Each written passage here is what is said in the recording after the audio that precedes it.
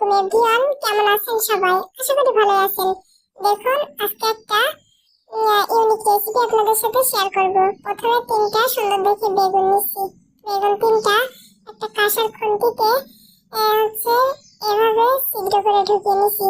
তারপর দেখুন, বেগুনটা রান্না যখন চুলায় শেষ হয়ে গেছে, যে অল্প তাপ আছে এটাতে উপাস উপাস করে খুব সুন্দরভাবে পুড়িয়ে নিচ্ছি, যেন বেগুনটা খুব সুন্দরভাবে সিদ্ধ হয়ে যায়। তারপর বেগুনের খোসাটা এভাবে পরিষ্কার করে নিচ্ছি। কালো খোসাটা বাদ দিয়ে এভাবে পোড়া বেগুন ভর্তা করলে কিন্তু অনেক মজা লাগে গরম ভাতের সাথে।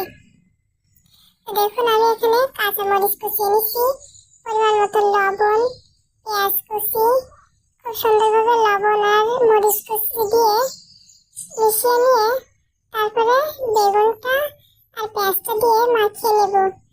এভাবে কাঁচা পেঁয়াজ, কাঁচা মরিচ আর খাঁটি সরিষার তেল দিয়ে বেগুন ভর্তা যে কত মজা, যারা খায়নি তারা কখনো বুঝবে না। যারা নতুন যারা নতুন রান্না করতে পারে না, তারা একদিন এভাবে বানিয়ে খেয়ে দেখতে পারেন। এটা কিন্তু অনেক মজা লাগে খেতে। আমরা তো প্রায় এভাবে বাসায় বেগুন ভর্তা করে খাই। ভালো থাকবেন সবাই।